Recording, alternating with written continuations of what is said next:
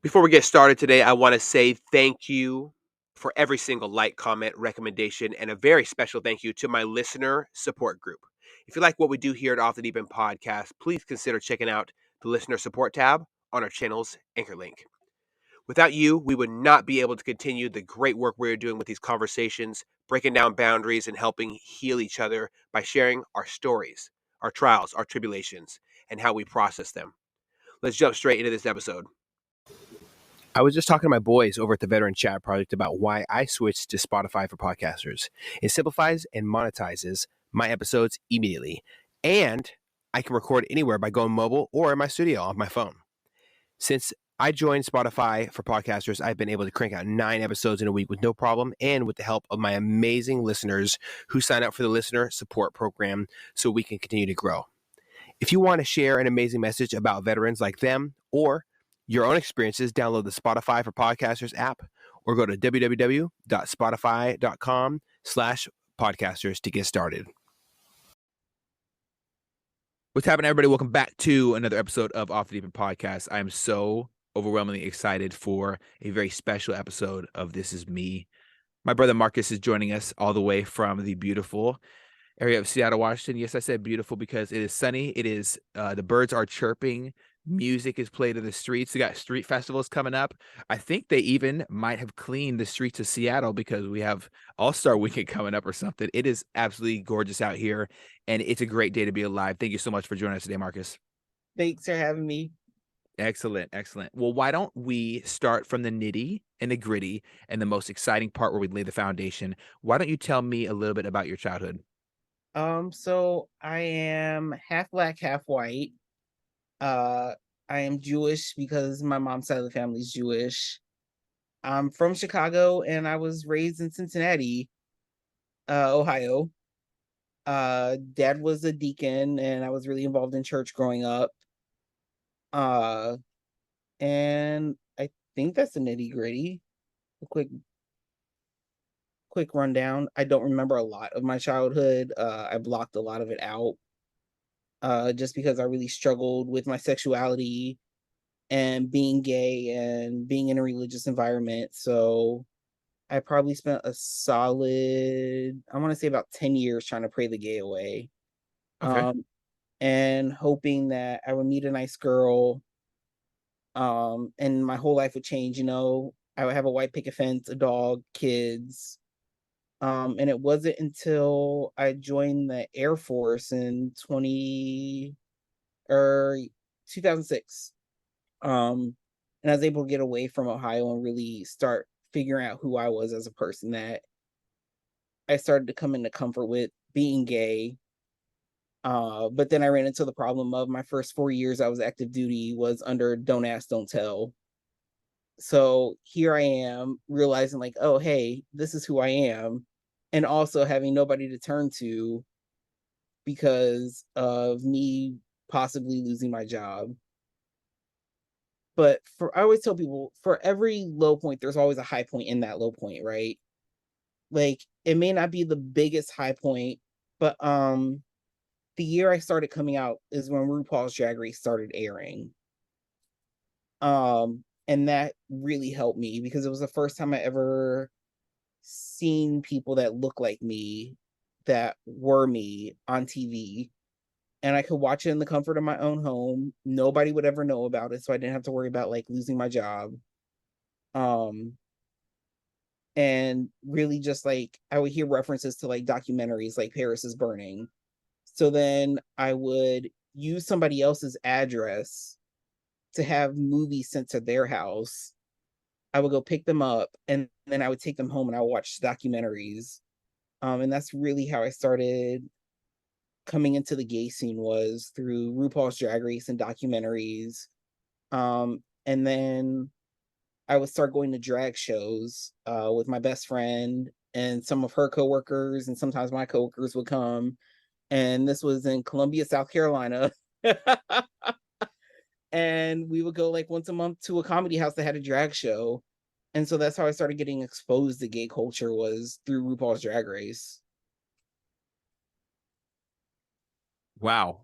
I couldn't imagine those circumstances, you know, there's one thing that I heavily disagree with when it comes to the military, and it's how they've gone with don't ask, don't tell, and gone about that whole policy in general. I think that it is no secret that many human beings in the military are a part of the LGBT community, and I've served with them. I don't Yeah, have any type of, I don't look at them. They're just people I served with. I don't look through it with the lens of, oh my God, this person, they're they're different. Oh no, no. yeah, We're all different. We all like different things. We all love who we love. We all want to lay with who we lay with. You know what I'm saying? And yeah, I don't think there's anything wrong with that. I don't think there's anything wrong with the idea of finding happiness in whatever form we choose to. This freedom thing that so many yeah, people have died for. A lot of them, a lot of them weren't your atypical, your normal typical human being with the white picket fence and the kids and the dog and the red door on the house. yeah, It's not a normal thing that yeah, to think that, you know, people that serve in the military can't handle firearms and get their eyebrows done at the same time. That's bullshit. I think that there's so many ways that we can celebrate who we are. There's so many yeah, different ways to focus on our skills and to accept and love our differences that make the military what it is. The military yeah, is diversity in a giant melting pot, different areas, different cultures. I met people who grew up getting shot at almost every single day by people a street away just because they were different colors than them. And then I mhm, grew up with people who live are in the military as well, who were, you know, beautiful little area, that nice little rural town out there, farms, cars, trucks, things that go, people from wine country, people from that worked in the industrial areas. Every single difference that yeah, strengthens the military, doesn't make it weaker. Now, when we look at our warfighting experience, I think that it's important for the military to focus on how it does, war. yeah, And outside of the warfighting abilities, I think we should just let people be who the hell they are.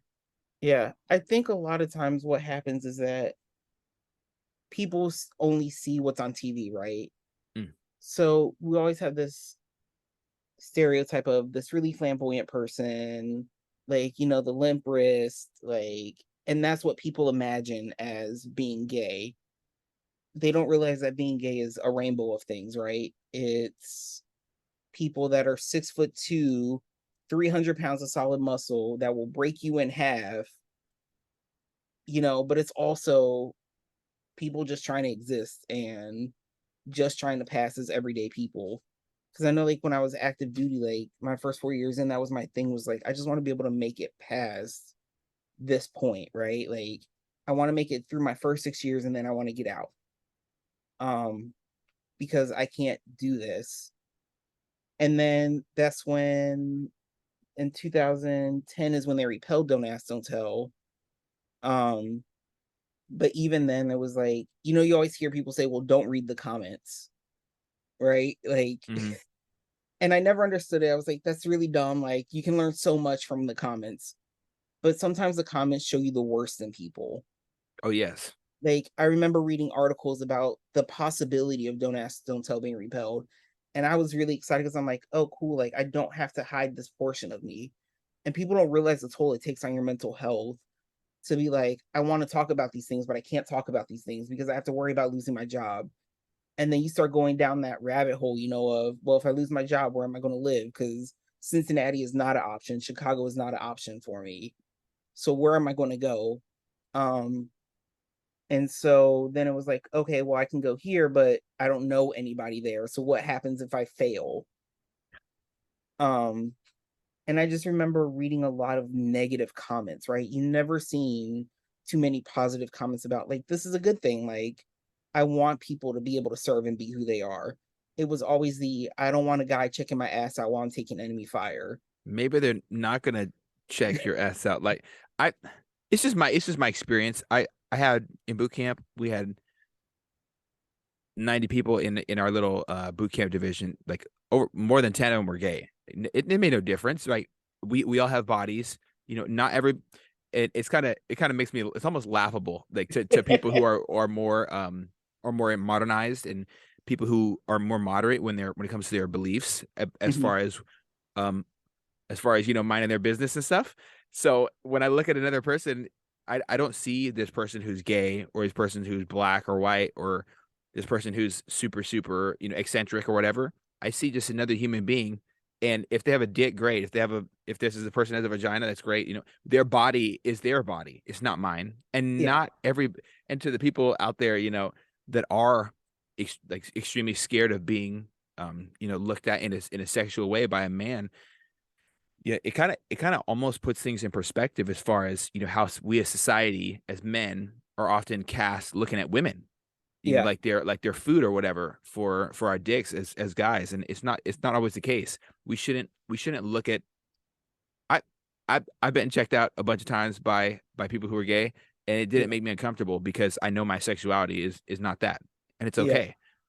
They're not gonna keep pressing me when they know I'm not into that. It's not a thing. It's literally not a thing. They don't it yeah, I've never experienced that. I've been here in a week I'm 30. I've been here for 30 years, and when I tell people no, it usually means no. It's very, yeah, very different than what the ladies in my life have experienced. And I think that a big part of that comes with the culture we have here in America that yeah. supports that idea of, if she says no, just keep whatever, Keep going at it.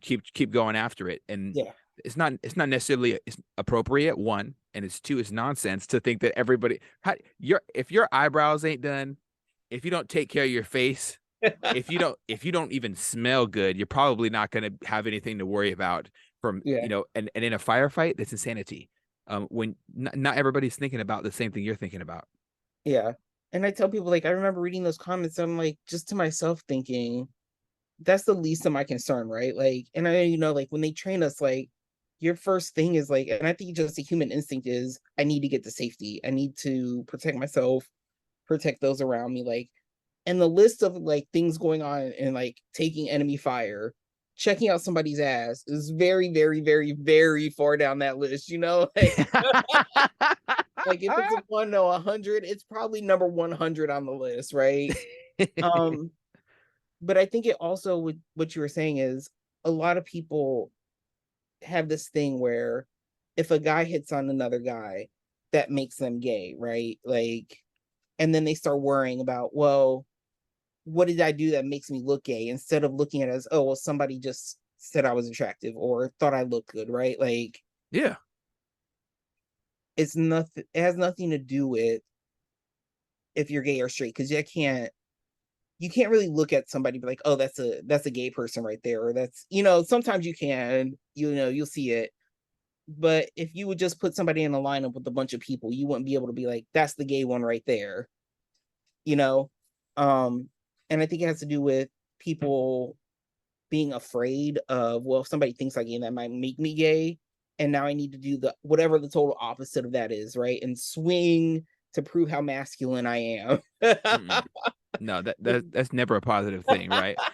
You Yeah. should never act in fear. You should act in confidence. Fearful people make horrible decisions all the time. I encourage all my friends who are definitely inexperienced with life. Coming from their home, there wasn't any acceptance of people with with alternative lifestyles of how they grew up, and so Mhm. they're very closed off from the idea of opening up a can of, to them, worms. But it's just more, I would say, breathing, because you know the idea of being gay or lesbian or bisexual or whatever was never really expressed to me, very uh, in a way I could really understand it in my young mind as a kid growing up. We Yeah. we were definitely in the church as well, and it was society telling me that being gay is weird. So me and my and I feel really, really uncomfortable talking about this, but I'm going to talk about it because these conversations should happen. Growing up, I thought that being gay was abnormal, was not being who you are, it was being weird. And Yeah. I used to ask myself, am I gay because I like to hang out with my mom? Society tells us some poor things about how we Mhm. look at ourselves. And self-confidence is something that takes a lot of time to learn. And usually see people in high school peacocking, trying to be, excessively masculine when it's not needed, or Yeah. they douse themselves in Axe because they think it'll get them some butt that night or what. People Yeah. act poorly, and I wish so much more that I would I could go back to when I was in middle school and I saw somebody getting bullied for being gay, and I stepped up and stepped in and punched that asshole in the face. You Yeah. know, just because someone's who just because someone who loves who they are and who someone else is does not mean you need to degrade them. I think Yeah. love should be celebrated, and I celebrate it in my household. Do I have certain beliefs? Yes, absolutely. And I believe that everybody should find who their person is in life, and I have nothing but happiness when someone else does. I have a very very very colorful family, and everyone's loved here. Everyone's Yeah. loved here. I don't think that I'll ever be able to look at my children and say this person's fucked up because they love somebody. Mhm. That would make me kind of a fucked up person, and I don't want to pass any more hatred. There's enough in this world. You see it every day.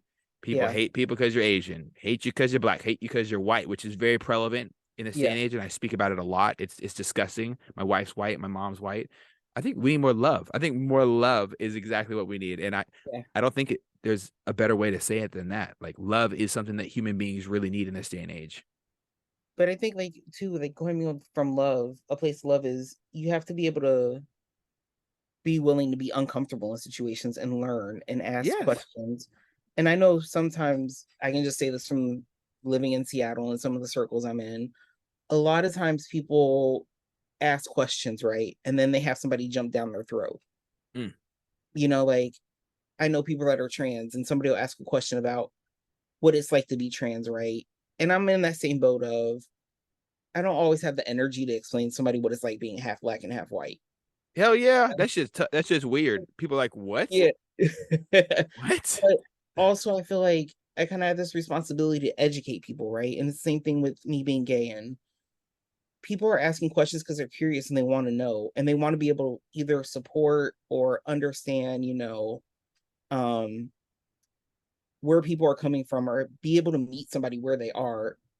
And I think as soon as you start jumping down people's throat with, well, there's the internet and you can Google it, you automatically shut that conversation down, right? And you Mm. shut down the possibility of educating somebody. Or maybe that person's asking these questions because they might be in that boat themselves, right? Like, what if I am trans? Like, what does that look like for people, right? And I always say, with as much as I love the internet, if you would try to Google something like how to be gay, right? The things Prepare you for the would find, stereotypes. yeah. Um, and so I think that's why it's important for people to be able to come from a loving place and ask questions, and have people answer those questions and not have them shut down. Does it get annoying when people are like, "Oh, did you always know you're gay?" It's extremely annoying, right? But also I know that a lot of people want to know and they're trying to understand, and that's not something they experience, right? So at least if they have an understanding of where it came from, then they could kind of you start opening up that door and you start peeling back layers and make people open to hear things, right? So like I tell people, like I knew from a very young age I was gay. I could probably tell you I was like 5 or 6, finding like guys more attractive than girls. Um, but like you said, society, right?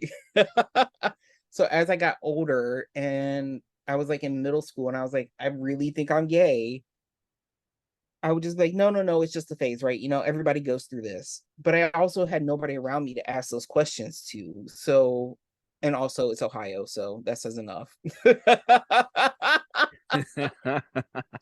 I didn't have anybody to go to. I didn't have anybody to be like, how did you know you were gay? Or what does gay look like, right? Because again, when I watch TV, it would be somebody that one didn't look like me and one wasn't somebody that I really identified with. And it wasn't until, like I said, I started watching RuPaul's Drag Race where I'm like, oh, there's a black person, and they're not flamboyantly gay. Well, that's weird. Like, wait a minute. Oh my goodness. It really hurts me to say that you didn't have anyone to ask questions to, because I think a lot of the listeners here, and myself included, can identify with that in some way, shape, or form. Where I make the personal connection is I didn't have my real dad in my life. I had a stepdad, and my stepdad deployed 3 times Mhm. um, during the time around 9/11, and I'm so thankful for his service and all he gave up for us. It's hard for me to understand, like, certain parts for like, what is a man supposed to be like? Okay, I knew from a young age a man's supposed to be honorable, Your Yeah. word is your bond. Do not lie. No need. Give up on that shit. Just tell the truth. The truth is beautiful. The truth is freedom, and being who you are is a part of truth. Not Mm. being able to be true to who you are is tough. We watch Disney movies all the time. Mulan couldn't Yeah. be who she wanted to be. That's one of my most, it sounds kind of corny, right? When I think Yeah. about it after you start laughing. But No, that's I one of my love most, it. it's my favorite one of my favorite inspiring stories, because you have a human being say, this is not right. Yeah. I love this person more than this situation, and I'm going to step up, step in, and do whatever it takes. Yeah. Fictional or not, that's huge. That's huge. That's amazing. Yeah. That's bravery. That's supposed to be a quality that only men had growing up. That I thought, okay, well, Yeah. maybe men and women have, having these thoughts as a child about what qualities men and women should or shouldn't have. Yeah. I think it's, as I've grown, it's changed. I don't think Mhm. there are certain things like gender roles. Like, my wife has so many more skills than I have when it comes Yeah. to just basic human beings living and shit. I have a lot of skills that she doesn't have when it comes to really weird, unconventional stuff. So, like, Yeah. it's like a give and take in our relationship. Yeah. I try to learn from her as much as possible, and I could definitely do a better job of that. But one thing I knew for me, like, I identified with men working their fucking ass off with everything Yeah. they do. That's a quality that women have as well. Does that make working hard a gay quality? Apparently, society back then would have us Yeah. believe that these qualities belong to a certain gender or a certain lifestyle or whatever. It's Yeah. nonsense. I think everybody has such, I think we all have this unbelievable potential. It's like a beautiful seed. And every time when you plant it from a young age and you water it, every now and then when someone's negativity, takes root in our heart, we often don't water our own seeds and Yeah. grow that day. We get set back. Being told you can't be who you are by the military, can't be who you are by life. Those are huge, Yeah. huge, constant setbacks. And I'm so proud of you for one, sharing about those, but two, powering through it as a human being. Like, I have a lot of love for you and respect for you for so many reasons. One is every single amount of constant work you're doing to support people around you so they feel like they have a voice, they have a place to be, especially for the veteran community. Like, when Yeah. I see you everywhere I go. It's kind of scary sometimes. I see you at a PNW vets Snohomish County meetings. I see you all at emerging veterans and players. I see you at Nine Line. I see you all over the place. Everywhere I go, you seem to be there Yeah. doing work to help others. Yeah. Where did that come from? I think it's because I never wanted anybody to be in that situation I was in, right? Um, you never want to feel like you're alone in this world. You never want to feel like the only way to make it better is to end your life, right? Because like I've been there, right? And like I just remember being active duty and this was like right time me coming in to my own and being like, the military doesn't want me, society doesn't want me. Like nobody ever wants to have that feeling of like I'm alone and there's nobody out there. Like there's nobody out there for me, right? And I remember about a month ago I did peer support training and we were talking about the importance of tribes. And so it wasn't until I got out the military that I started really finding my tribe, right? Um, because and this is pretty much my whole life. Being half black and half white. For black people, I was too white. For white people, I was too black.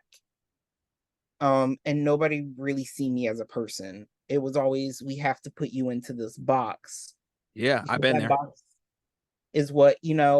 And so my parents I'm really grateful for because they really taught me how to be proud of who I am and be proud of the fact that I'm two races, right? And not a lot of people have that. Um, but not only that, I was raised Christian and Jewish growing up.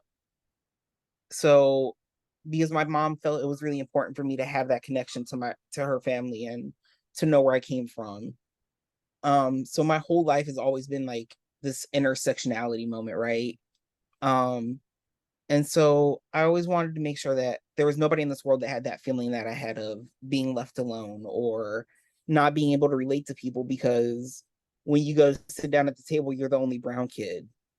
Uh, and trying to relate to one group of people but not fitting in with that group, and trying to relate to another group of people, or hearing things like, oh well, that comes from the other side of your family, you don't get that from us, because I heard that. um and I even heard things like, and this is something that my one of my aunts said to me, or not really to me, but said to somebody, and I was in the car when it was said. um and this aunt has completely changed her views. I look at her as my mom now. But I just remember somebody asking my aunt if there was anybody gay in the family, and my aunt saying no. And if there was, we probably stomped their head on the curb. Um, and I just remember, like, that was at that point in my life where I'm like, oh snap, like I can never let anybody know who I am, because now I have to fear for my life. And people often wonder, why don't people just, you know, I think the term I think the phrase is come out the closet or something like that. Yeah, Why don't people be real and authentic with who they are? A lot of times that fear of not being accepted or fear of violence is very, very real. yeah, It like hurts me to think the idea of violence because of who somebody is the thing. I grew up in an environment kind of similar to you, white and black on both sides, and it's never stopped. It's never stopped the that's white people shit, or yeah, I don't do that. These are like my I've talked about it pretty often in my earlier episodes, but I try not to bring it up as much, but because it hurts me to even think about.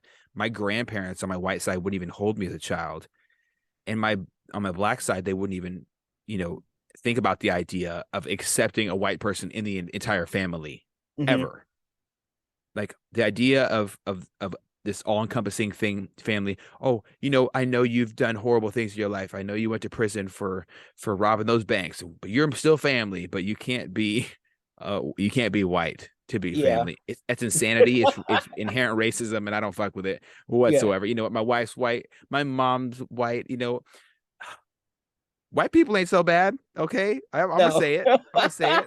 I definitely have moments where I am more rooted in black culture in this yeah. world than and I definitely don't call myself no BIPOC. I don't know what the fuck that is. I'm definitely half black and half white, but I embrace so much beauty in every aspect of the culture there, and I listen to other people's cultural experiences and try to identify with that as well.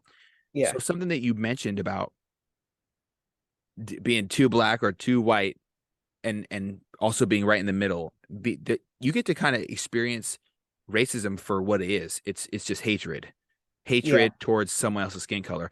I find a lot of similarities between racism and um I wouldn't necessarily call it being afraid someone's gay. I would say being afraid of themselves not being rooted in their parents' eyes as okay, mm-hmm. because you don't just wake up and say, oh, I hate gay people.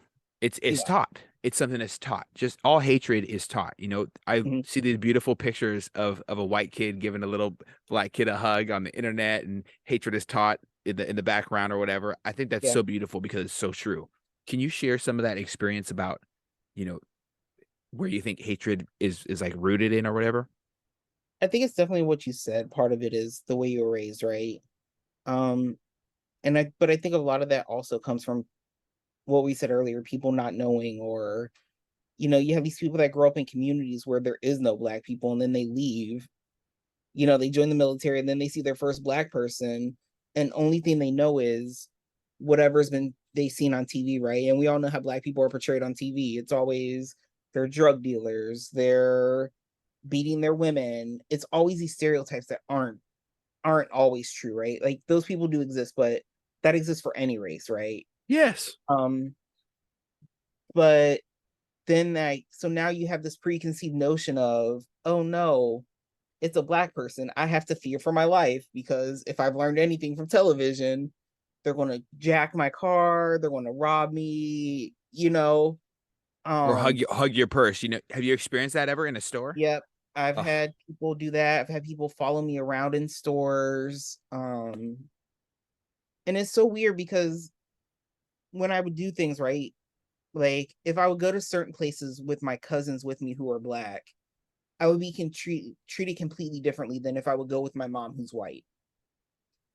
And I remember my dad and I had a really interesting conversation in 2020, right when all the Black Lives Matters protests were going on, and he was saying, "Oh, well, I always tell people I'm racially ambiguous, right? Nobody can ever guess what my race is. People usually come up to me and speak. I've gotten Spanish, Tagalog, Hindi. I've Hindi. gotten yeah, That was surprising. I don't know. You I've definitely don't gotten look. I've gotten Arabic. And I've had people think that I'm Mexican, Dominican, Puerto Rican, Panamanian, Sri Lankan, Egyptian. You name a brown person, I've probably gotten that as a race. Have you ever gotten perceived as just being completely white? Not yet. Me either. Everything except the white man. So and I remember telling my dad, he was saying like, oh, well, when I walk down the street, somebody says they see a black person. I'm like, at least you have that privilege, right? Like I walk down the street and people say, what are you? And I think at that point he kind of realized like what some of my struggles were, right? Because I tell people I get the worst of racism because I get it from black people and I get it from white people. Mm. Like, and that's what I was saying, like when white people are like, oh, but you don't dress like you're black. And I'm like, but black people It's dress a all sorts bitch. of ways. Whatever. Yeah. What is a black person supposed to dress like? And then I've had the opposite of black people being like, oh, well, you speak proper. You don't speak like us. And so I was like, okay, but like again, but I also think that goes to a lot of stuff within like colorism and the black community with if you speak proper, you must be white. You were raised around white people, and that makes you white. That doesn't make you one of us, right? It's insanity. I speak properly when I want to, Yeah. and I speak like a fucking ghetto rat when I want to, and I speak like a sailor when I want to. Yeah. I speak like whatever I want to. Sometimes I speak Spanglish Yeah. when I'm in Mexico because I don't understand how to speak Spanish very well. Yeah. And it just happens. I remember what I remember from middle school and high school, but that's it. I can't do Yeah. my best.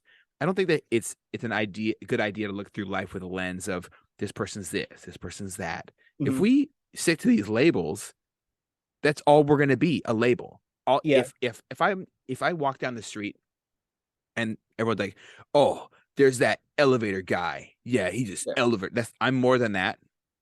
I'm a Mhm. human being. I have a podcast. I have a wife. I have 3 dogs that love Yeah. me. I have a family that I do my best to support. I have dreams. I have goals, aspirations.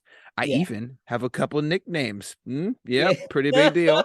So I'm more than just a label. And I think that it's Yeah. beautiful when people have an identity.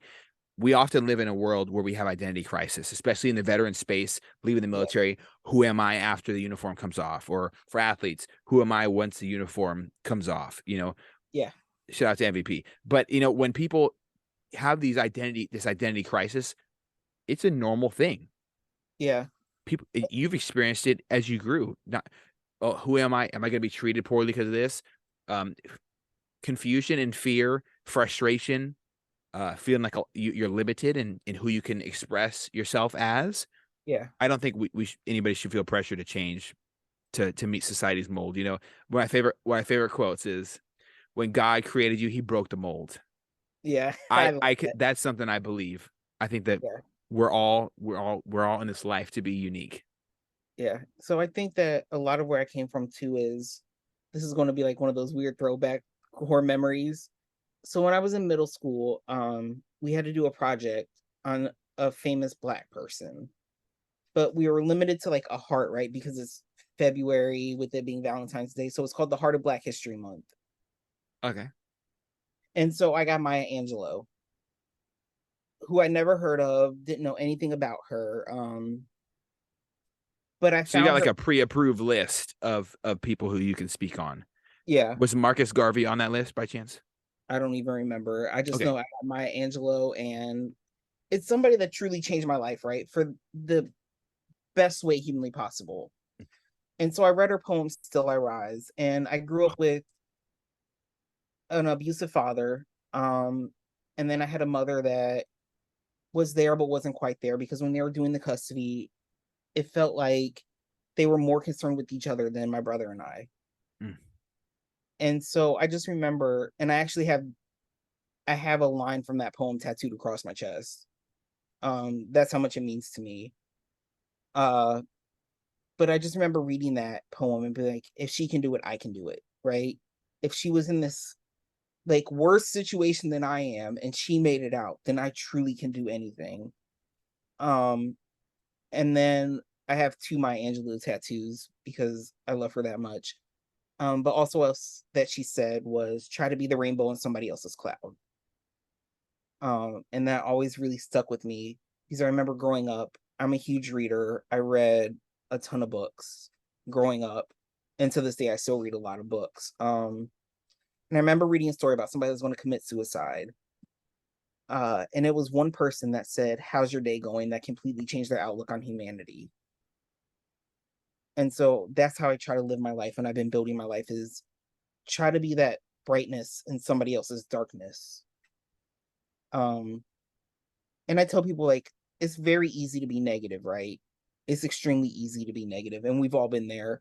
I can tell you when I was active duty, I hated my life and I hated everything about it, and I couldn't wait to get out. Um, but try being positive and realize how much harder that is in the world, right? And I'm one of those people like I have to constantly like really train myself to find the positive in everything. Like I know we all have those shitty days, right? And those shitty days are shitty days. There's the days where you're like, I just really can't human today. And that's okay, right? But I try to find that one thing in my day, right? That just totally made my day worth it. Whether that's, you know what, I woke up this morning and that's a victory for me, right?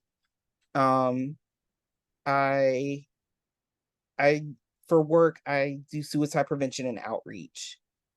Um, and so I'm slowly learning that it's okay not to be okay, but also it's important to have that network, right? Those people you can rely on that are going to be able to be like, listen, bitch, I'm going to slap you around with some verbal affirmations, right? You are doing great in life.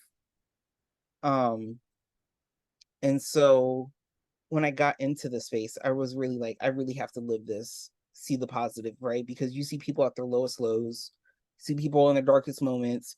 You hear things, you're like, I really didn't want to hear that, but we are here now and let's do it. Let's take care of it, right? Because I truly think that nobody should feel like they're alone in this world, right? And especially when you get to the point where you're thinking of taking your own life, it takes one person to change your outlook in life. And I try Wow. to be the person. Okay. Wow. That's huge. What you just said right there. It means the world to me that you love that poem because I think it's badass as well. I've definitely did some schoolwork on that same exact poem. I looked it up and just read it. While you were talking to refamiliarize myself with it. I think that she's definitely one of the like one of the most celebrated artists out there, because of her wordplay. I think it's beautiful.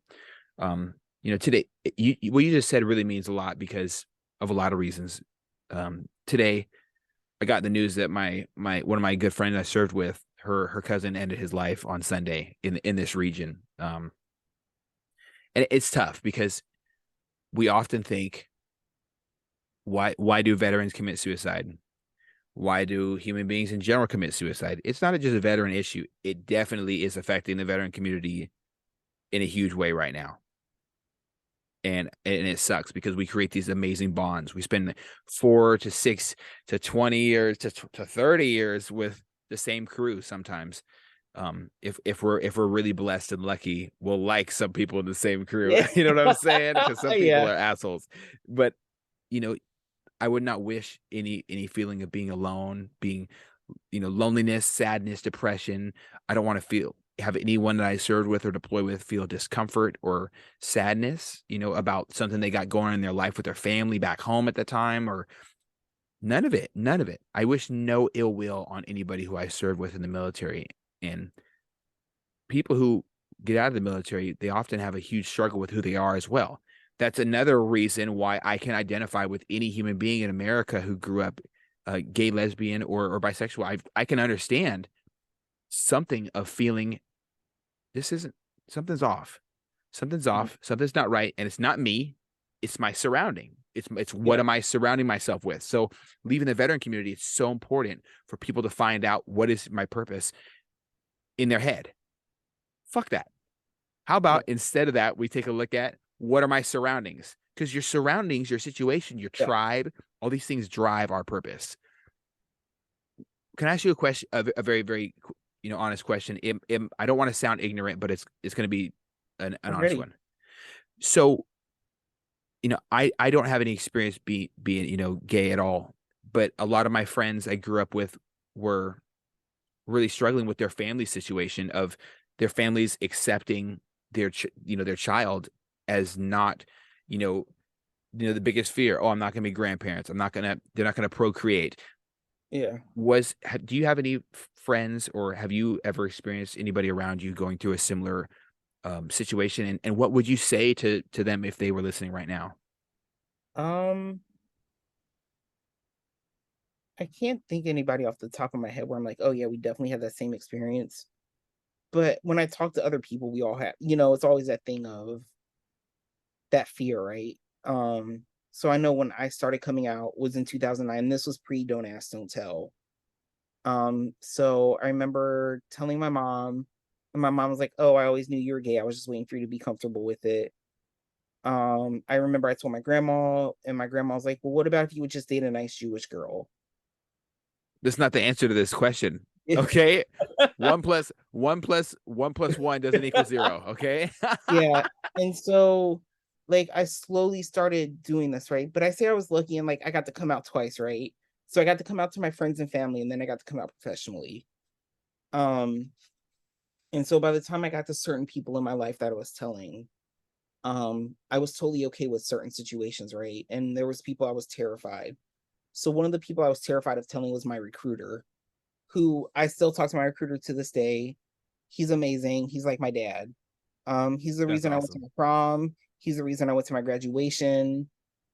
He's the reason I feel like I really made it through basic training was because he really prepared me for it. And I remember calling him and I say he's like my dad, right? Like I have several people in my circle that are like a brother, a sister. I tell people like it took a village to raise me.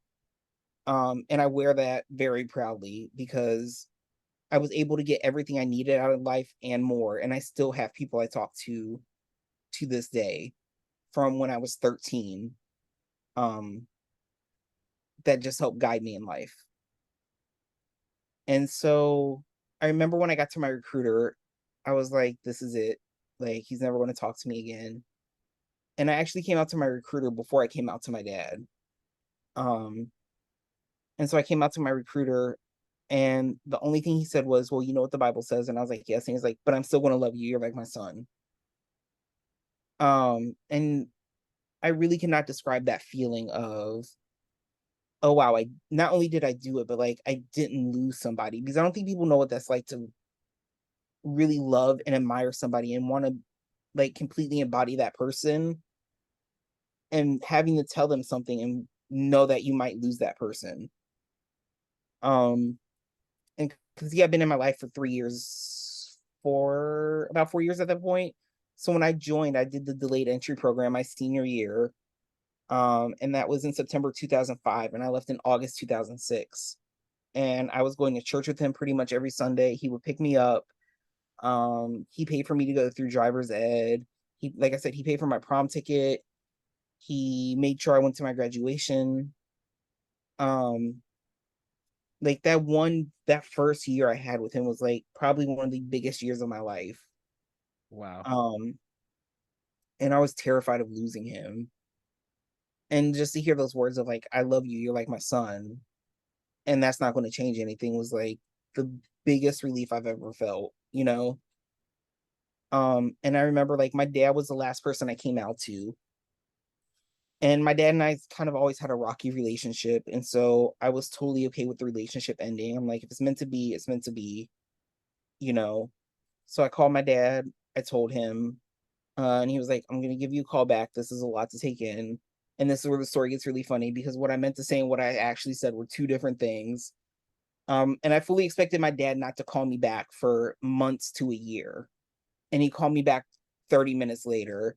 And he was like, "What made you choose this lifestyle?" And I said, "Because it feels good." Choose. Yeah. And I think a lot of people get upset when they hear that, but I also don't think people really take a moment to understand where people come from, right? So my dad was raised in church. Um, and I don't think people realize, like, when you're black, like, being black and gay is like, I feel like one of the worst things ever, right? Because it's just like something that shouldn't be. You already face the world hard enough, right? Um, being black, but then you throw in being gay.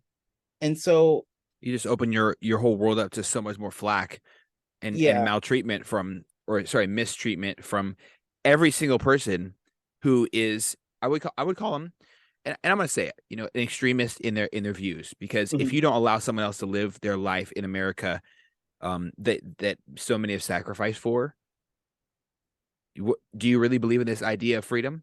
Are you going to push your views on others to the point where they don't have the voice anymore? This freedom thing, this democracy idea, it comes from our ideas being challenged and everything. So it's important for us to be who we are. Yeah. So when my dad said that, like, a lot of people are like, "Oh my God, I can't believe he said that to you." And I'm like, "But I can't believe he said that because you also have to realize, like, in the time he grew up, right?" So I look at everything as a whole picture, right? So he was raised black uh in Ohio. My great grandmother was born into slavery, so that was a thing, right? Um, so I think when you look at where people come from, you can kind of see, right? And you can be empathetic to the situation, right? And I think that's important because I think a lot of times we take a step back, right? And we're just like, I can't believe, right? But instead, I say we take a side step, right? And view it from every angle possible. Like, what would make somebody say this? Um, and so I understood where he was coming from when he asked it, right? And I knew it was going to be a question that at some point somebody's going to ask me. And I would honestly tell people, like, I didn't choose it, right? Like, I didn't choose the game chose me. Um, and I didn't so choose this life; it chose me. I yeah. love it. And I think a lot of times, like, people think like you actively like make a decision to wake up one morning and be like, I'm gonna be gay. And I can tell you that's not really what it is, right? Because why would you want to wake up and choose to be hated every day just for existing? Hmm. But I try to understand people. This is me like wanting to be a psychologist and a sociologist growing up, right? I try to understand people and I see where people come from, right? And a lot of times people don't know how to separate parts of them from the bigger picture. So I say there's a lot of religious people in the world, right? And they sit there and say homosexuality is a sin, right? But they Because a also, book said so. yeah, the word of the good Lord and the sweet baby Jesus up above told me that I have to practice this. But people forget to take, they can't separate themselves from their religion, right? Mm-mm. And I think sometimes that's why I say it's important to take a step back and start peeling back the layers of, and this is something I learned in therapy of like what causes you something to trigger you, right? So start peeling back the layers. Like, why do I have this? Why do I think this way? What drove me to think this way? And challenge yourself to see, oh, okay, well, I had this belief because society told me, or this book told me this, right? Um, because I don't think people realize sometimes how powerful your words are. And um how those can impact people. I think sometimes we say things and we don't mean what we say, but we say it. And we always have moments in life of like, ooh, that wasn't a good look. I shouldn't have said that, right? But I think it starts with separating yourself, right? Because we'll say something and we just say it based off of what we know. We don't base it off of fact.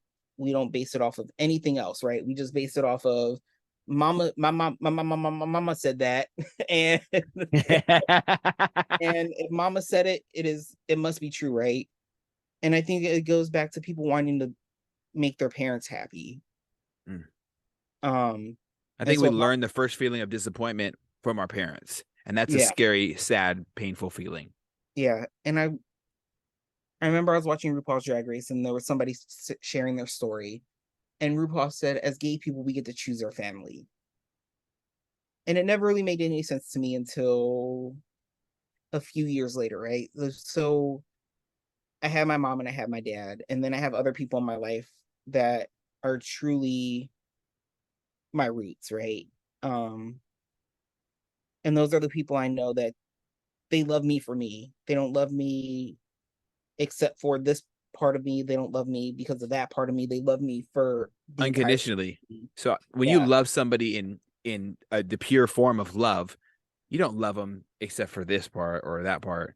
And yeah, if you have a problem with something that a person around you, a trait or quality they have, you should bring it up and deal with that. Don't just sit there and not feel and not not love them all encompassing. If you have a problem with someone around you, you have to confront it. You have to confront the problem, or you just sit there and you let it sit. And then, oh, it's uncomfortable. I don't. yeah, Love you most of the way, but not this part of you. You know what I'm saying? Love is love. When you love another human being, you don't need to be in a relationship with them to love them. Like I have love for you. We yeah, love other human beings. It's what we're meant to do. We're not meant to sit in our little COVID bubble and when that yeah, bitch Rona shows up and hide like a little miscreant and crawl yeah, under into a hole in the wall. We're meant to love others, and I think that when we choose what parts to love and what parts yeah. to deal with or whatever, it's not healthy. It's not But healthy. I think that's important in any aspect of life, right? Like that I think people forget that you can love people and love can come in multiple ways, right? You can love somebody like I love you, Eddie, right? I look at you as like a brother, a peer, 100%. like, as a friend, right? That doesn't mean I want to sleep with you. It doesn't mean, and I think that I feel like as a society, I think we should be better about saying I love you and it not be there's stipulations behind that love, right? Like I love you because I want to sleep with you. I love you because of the platform you have. Nope, I love you for who you are.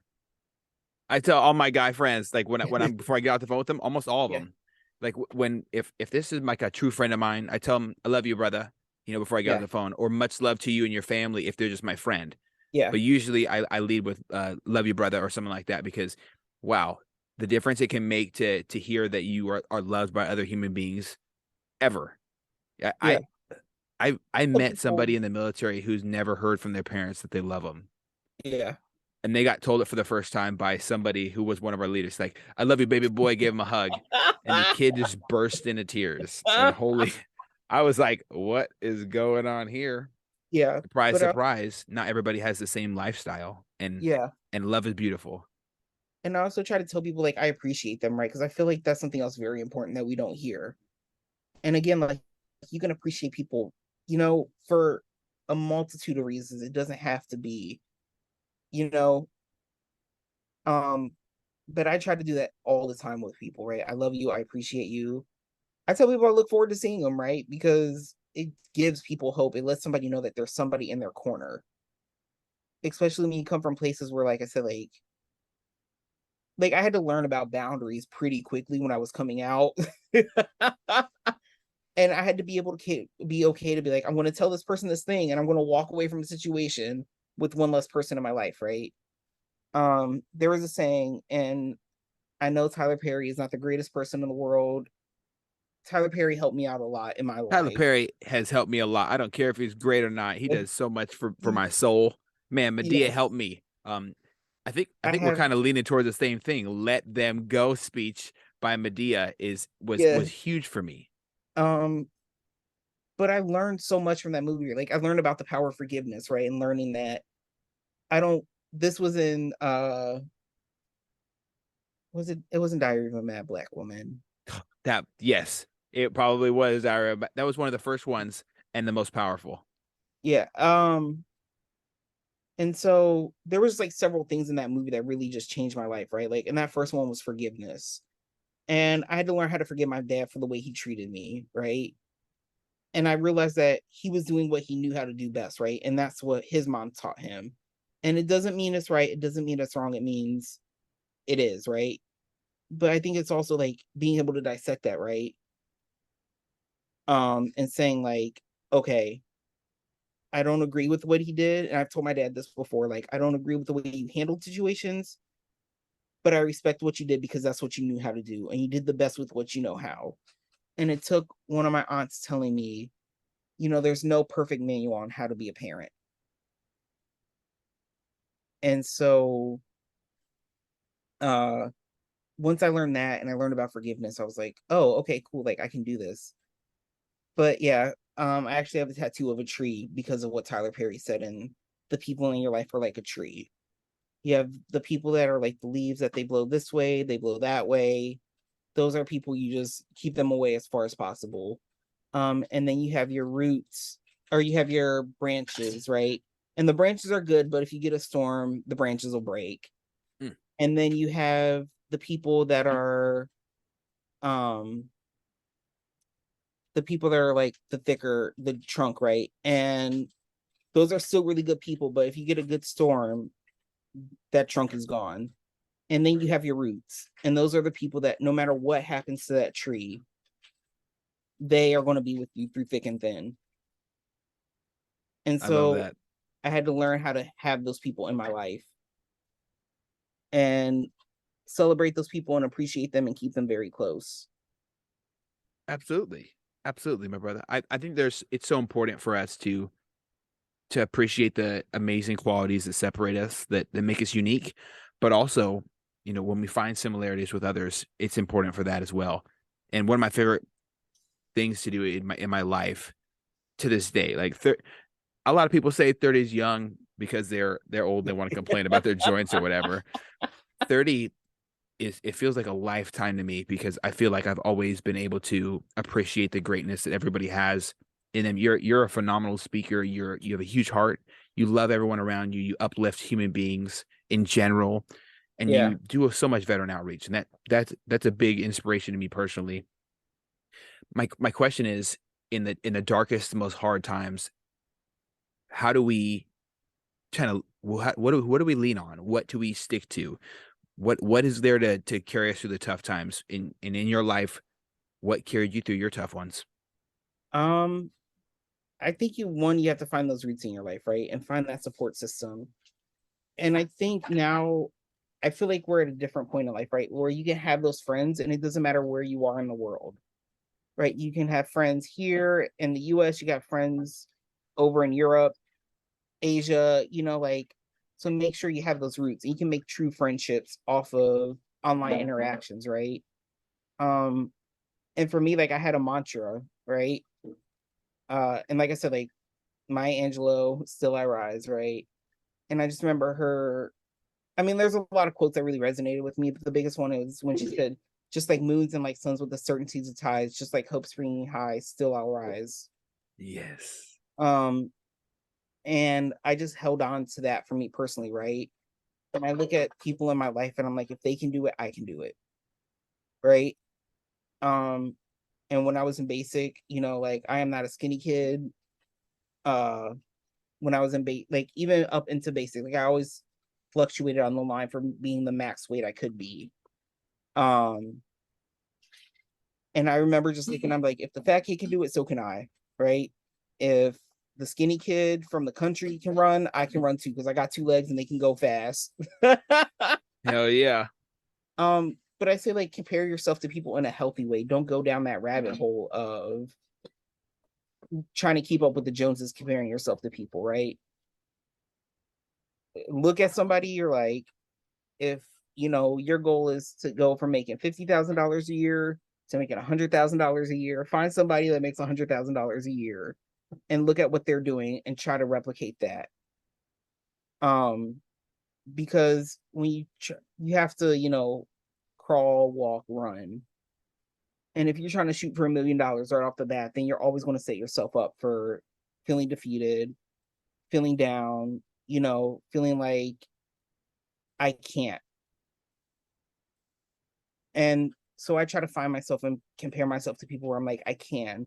If they can do it, I can do it. If so and so can get out the hood, then I surely can get out of Ohio, right? If Eddie can Definitely. do 60 push-ups, I can at least do 50. Hell yeah. Hell yeah. I think you can get the last 10. I think But you I do think 60. like and being an MVP, that's something that I've really learned and started to enjoy and love is like looking at the people around me and being like, if they can do it, I can do it. Right. and having those people around me support me and being like, hey, knock out that last push up, you can do it, right? Yeah.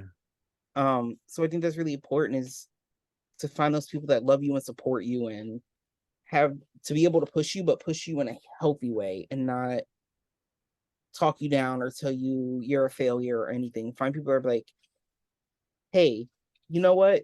You had a bad day, and that's okay. We all have bad days. You might have had slipped off the diet trend with your friends, but your friends should be like, you know what? You had a bad month. It's cool. Jump back in the saddle. We got you. Mm-hmm. This life is a marathon. It's definitely not a Yeah. sprint. Definitely not. If you try to sprint through life, you go run straight into a brick wall. I guarantee it. I can tell you, I tried to sprint through life and it did not end well. My mental Oh, health took a pretty big toll. hey, you know that is how it is sometimes. I too draw strength from others around me. Mhm. I can look at an inspirational story and I'll just burst into tears, full of emotion, full of excitement for that person. I don't really Yeah, understand the whole jealousy thing that others might feel in life because kind of I wasn't really bred that way. Um, yeah, it's just not me to be jealous, but I get so excited for others, and it almost is like I took jealousy over here and excitement right here, and yeah, together the power of those emotions hits me every time I'm excited for something. So I'll like freak out crying when I see somebody at the airport run up to their best friend, the loved one, and it's yeah, overwhelming for me. And seeing people have great achievements, people yeah, inspirational stories are my favorite, and you definitely inspire me as a human being because of what you contribute to life. You contribute quite a few things to my life, to everyone around you at MVP, to the veteran space here in Washington. I definitely know that your impact goes beyond just our state because you're affecting people in this area, and everybody in here from this area it usually isn't even from here. This is a melting pot of and everybody doesn't stay here forever. I know that. Yes, Lord. People try to go wherever they feel like they have the best chance of living a great life. That's really where yeah. they go. So That's how I I got here. love that your impact on others. Yeah, so I got out in 2014, and my goal when getting out was I want to move somewhere where I can legally get married, because gay marriage wasn't legal across the US yet. And I want to move somewhere where I can meet somebody that I can marry them. And those were my only that, and I want to go to culinary school. And those are my three things I was doing when I got out. So I got out in May 2014, moved here in May 2014. I met my husband in March 2015 and started culinary school February 2015, and got married May 2015. Um, because it was like the first place I ever wanted to live where I'm like, wait a minute, like I can be a person there. There's a gay scene there, and I don't have to worry about like hiding on the second floor of a building in a club, because that was a thing in Idaho. Oh my goodness. I couldn't um, imagine that. yeah, I was stationed in Idaho for a year and a half, and it was the best and longest, worst year and a half of my life. Like I said, like there was a lot of good that came from it, right? So something that I don't share with a lot of people is I was actually Mormon while I was in Idaho. Um, and it surprised a lot of people. And because it was the first, like I was still trying to find religion and having that be my thing, right? Like in order for me to have meaning in life, I had to have religion. Mm. Um, and so for me, the Mormon church was the first church to come out to openly say that being gay wasn't a sin. And I was like, cool, so I can be me and I don't have to worry about walking into church and people telling me I'm setting the building on fire and trying to condemn me to hell and all that. Yeah, and church isn't just about praying or whatever. It's about having a community. It's about having love Mhm. and support of others, people who are like minded in their love and acceptance of you as well. Yeah. Um, and so that was how I stopped drinking. Um, was because you can't drink and be Mormon. So I quit cold turkey. Um, but I didn't realize how much at that point like alcohol was a part of my life, right? So I'm pretty sure I may have had a problem. And I say pretty sure because I did, right? I would come home every day, Monday through Thursday, and I would drink 2 bottles of wine by myself. And that was me relaxing. Um, and then I would on the weekends probably drink between 2 and 3 bottles of vodka between Friday and Saturday. And you also start realizing the people in your life that are only with you because you drink, and the people that are with you because they actually care about you and they actually want to be your person and, like, be a person with you in life. Um, and so yeah, I became Mormon. I stopped drinking, but it helped put me on a different path in life that I'm really grateful for. It helped me ground myself. Um, it helped me start peeling back layers to figure out who I am. And then being able to move here and being like, okay, I know what I want out of my life. Right. And I knew when I moved here and I was like, my goal was to try to find somebody to marry, that I was going to lose religion. But I had hit a point where I'm like, I'm okay with this because I don't have to have religion to be a successful human, to feel like I had meaning or any of that stuff.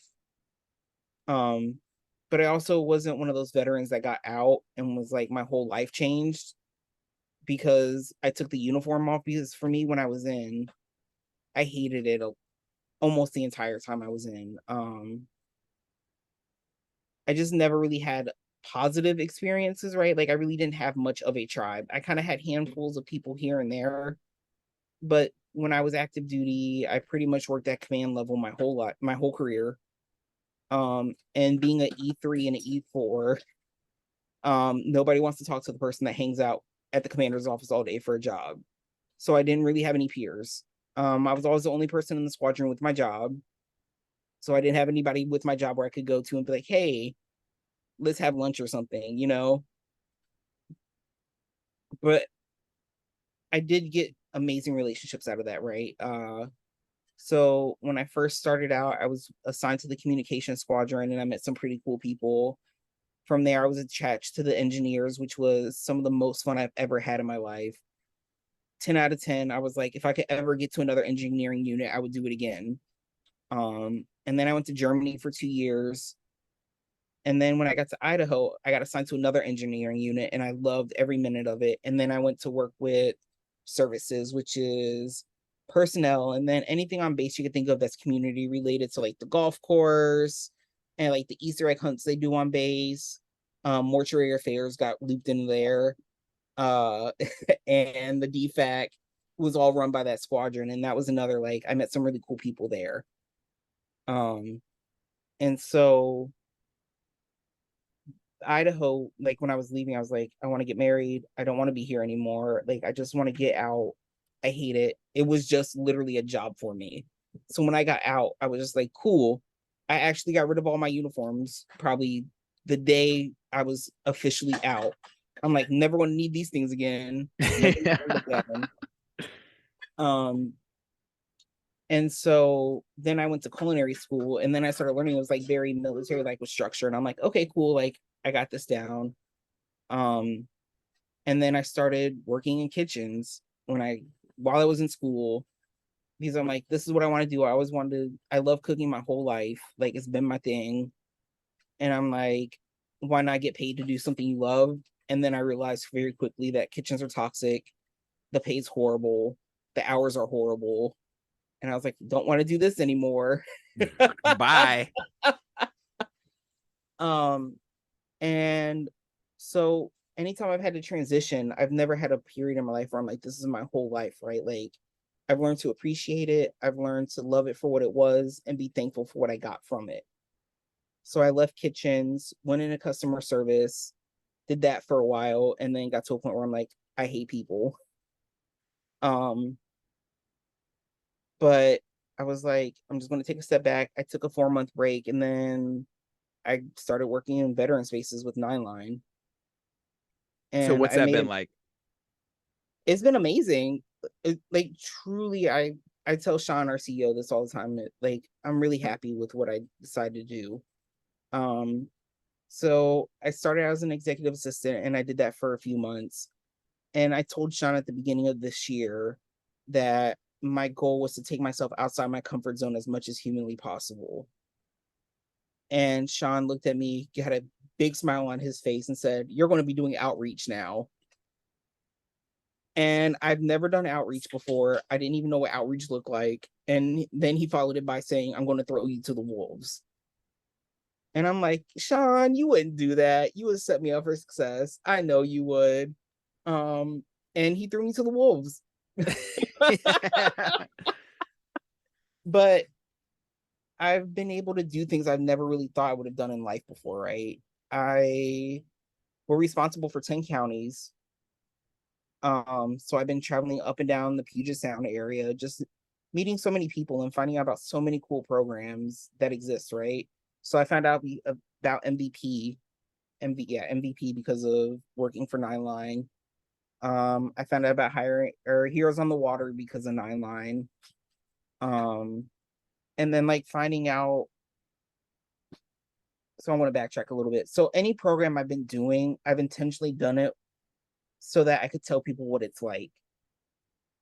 Because I think it's really important. I really hate that as veterans, we get told about a space, but that's all we get told about is, hey, there's veterans over there.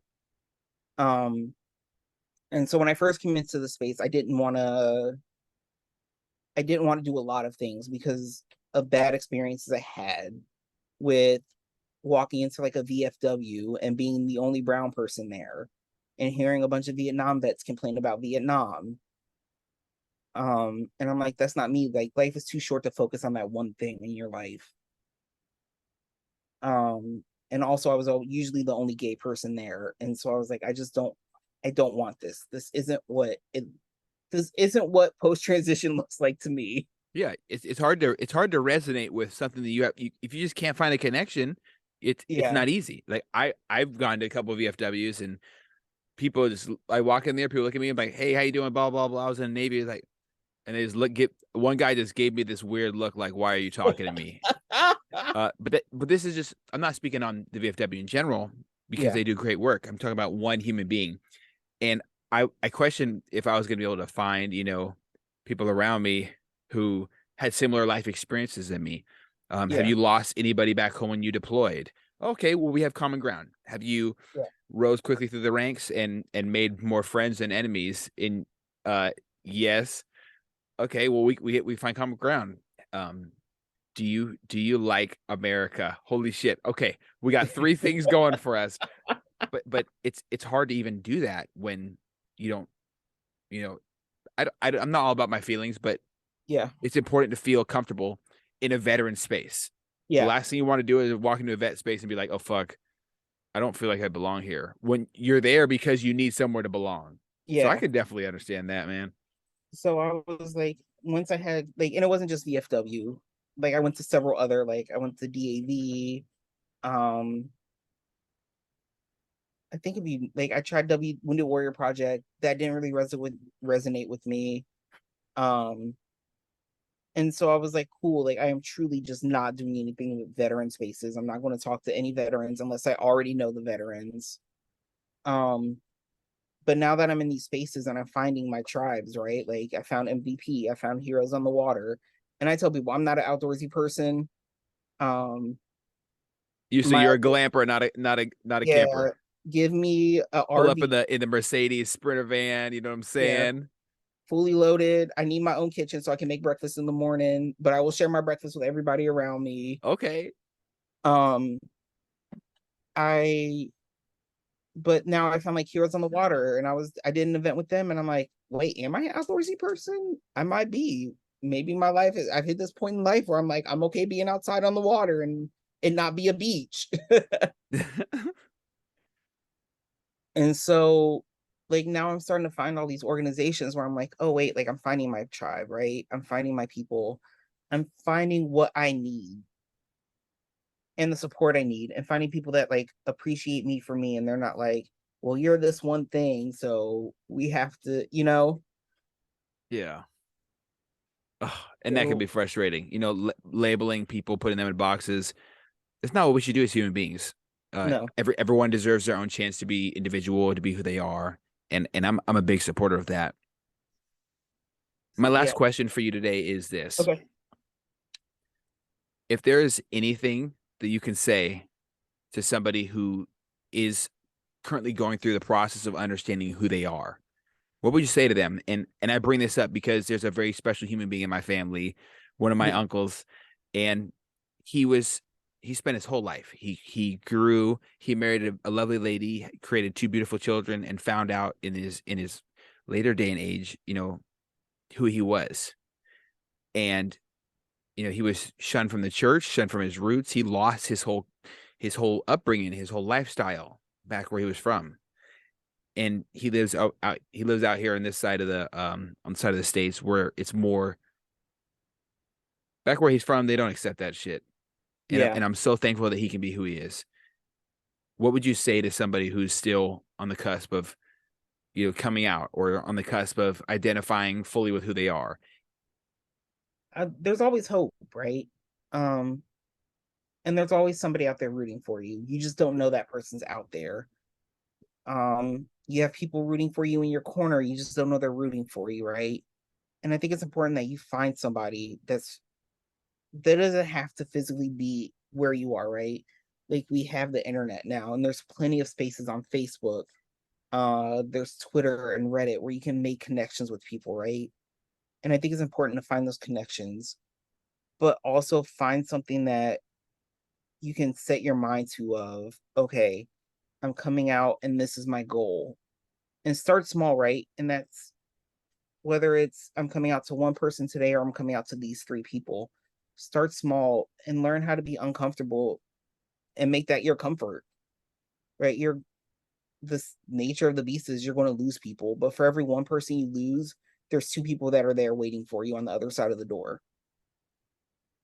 And I think it's important that we remember that, to remember, like, there's always somebody there. You just don't know they're there yet.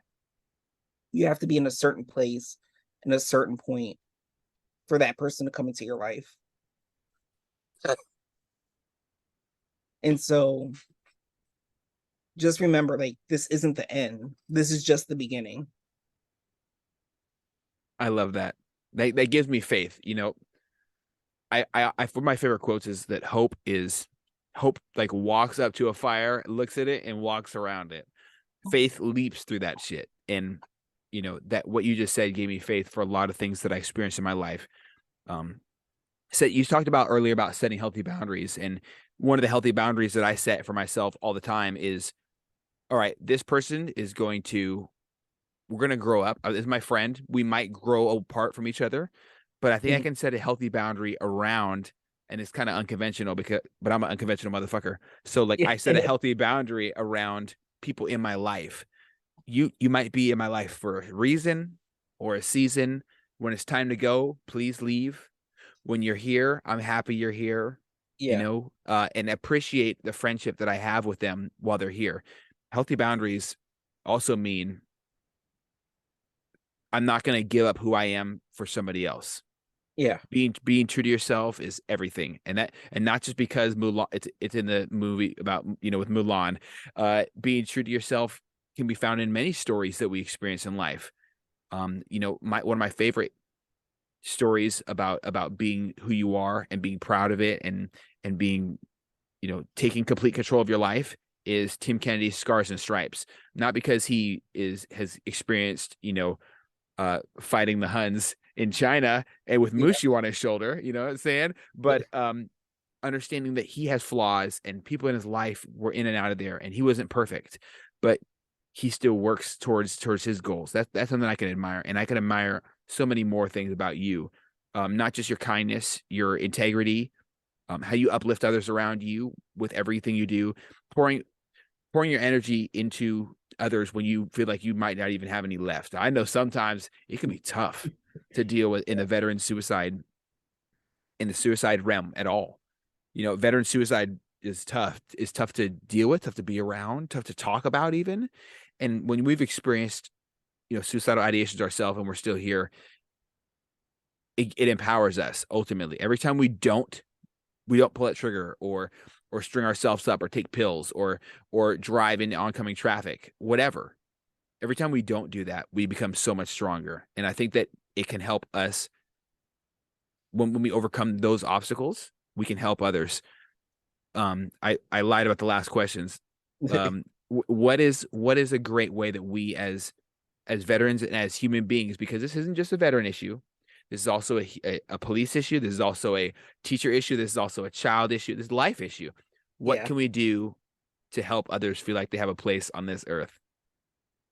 I think just love people and support them, right? Um, and you don't always have to agree with what people do, right? But you can be there to support them. And I'm probably not the best at this. I try not to say I told you so. Um, but it comes out more often than I probably should say it. But any of my friends know, like, I truly support whatever they want to do, right? And I always tell people, if you need anything, I'm here for you, right? If that's, I might not be able to help you financially, but I can be your voice of reason. I can lighten you, send you some funny memes. If you just need to have somebody to talk to for 10 minutes, cool, I'm here, right? I think just making yourself available to people, right? Like, we all have things going on in the world. We all have life happening, right? But I think it's important that we make time for people, right? So there's people, I talk to two of my best friends every single day, twice a day. Once on my way to work and once on my way back, right? On my way to work, I'm talking about how amazing life is. On my way back from work, I'm talking about, man, I had a really rough day today. Or what's going on in your world, right? And I think it's important that we have those conversations of asking how somebody else is doing and actually listening to what they're saying and not being ready to respond, right? Wow. I could do a better job of that. I was just thinking about my discussion with my wife just yesterday. Wow. I really want to be better. I'm so sorry. It's always shocking to me to hear wisdom slap me in the face. You know, I think something I really learned is like listening to people and then asking them, right? I'm not the best at it, I tell like, but I really try to make sure I ask people like, are you looking for advice or are you looking for to vent, right? Mm. That really can guide how the conversation's going. Cause sometimes you really just want to get it off your chest and be like, today was fucking horrible. And I just want to talk about how shitty of a day it is. But I also will tell you about 3 highlights of my day, right? And sometimes that highlight is I had a Big Mac and fries. or And crumble then cookie. or crumble, yeah, I do crumble cookie like once a week for the office. Yeah. But and I also like I find out what people's favorite foods are, right? Elliot had asked for red velvet cupcakes one time, and I brought red velvet cupcakes to MVP. Last week I did chocolate chip cookies. Like if I find out what somebody likes, I'm always down to make it and bring it in, right? Because it goes back to just doing something for somebody else to make their day a little bit better. That person could be having a really, really shitty day, and me bringing in peanut butter cookies because that's their favorite cookie in the world can totally change the rest of their night. It could change their whole day, right? Or week. Like some people can be like, the highlight of my week happened on a Monday and it was because so and so did this. Or, you know, somebody, it could be a Monday and you were running late for work and you were in the line to get coffee and somebody paid for your coffee. And that can change the entire outcome of the rest of your week. 100%. 100%. Wow. Well, I love that. And I love everything you shared with us today. I really do. I can't say it enough.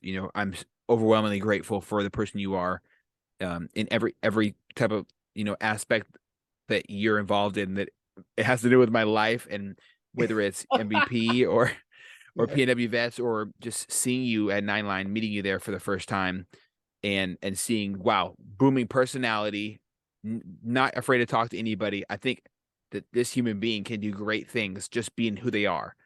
You, there's nothing more special to me than me seeing somebody completely comfortable with who they are. Like, hey, this is me. You know what? You ain't gotta like me, bitch, but you better try. I love that happiness and the confidence that you exude. Really inspired me to walk into rooms confident in who I am as well, because there are days where I don't feel 100%, and it's it's exactly what you said. One thing that can change everybody's whole direction in life. So seeing you that day when I drove all the way down there to Africa to do a conversation with Sean, and it was great to meet you there, and it's been so great knowing you so far. I appreciate your candor when it came to more difficult times that you shared, and I really do admire your effect on other people. There's just like a statement that I hear so often: the greatest currency in life is the effect you have on others, and you are rich, my friend. I'm so thankful to hang around a rich motherfucker, because Lord knows I need impactful people in my life. Yeah. Well, I'm trying to share the wealth, so hopefully the right people hear the message that need to hear it, and they can walk away just as wealthy as you're about to be from being in the same space I am. Yes, Lord. I know that. Well, thank you so much for sharing. Thank you for talking about difficult things, especially when it comes to the family. These are very personal topics that are often shared here at Off the Deep End podcast. And one thing I always try to do is be respectful of another person's life experiences and not ask questions out of ignorance. But when it comes to, being who you are, I don't have a lot of experience with that, because, I'm not you. Like, surprise, Yeah. surprise, right? So when you share your light with us, with me, with the listeners, you're pretty much lighting up our world with the energy that you bring to the table. So thank you for being a light in my life today. I appreciate you so much, my brother. You are a great human being, and I can't wait till Thursday for me to limp into the gym for Cody to whoop our ass again. Oh my God. I appreciate you for inviting me out and for being able to have me share my story with people. 100%. We're going to have to do it again sometime relatively soon. I want to hear about all your major accomplishments coming up in the future as well. So thank you so much for sharing. Thank you so much for taking the time to do this. Thanks for being flexible with my work schedule. And thank you each and every single person for listening. This has been another episode of Off the Deep End Podcast. As always, I'm your host, Eddie. And thank you so much for being here another day on this earth. Remember, in the darkest of times, all you need to do is turn on that light in your room. Turn on a candle, pull out your iPhone, and if you have an Android, upgrade. Pull out your iPhone and turn on that flashlight. Say Lumos to your phone. Hey Siri, Lumos, and it'll. There you go. Both my lights just went on my phones. Change your life by turning on the light in your room before you walk into it. There's nothing more important than how you feel, who you are. Be exactly raw and authentic as you should be, and love yourself a little bit more than yesterday. Much love, y'all. Thanks for listening, and bye-bye.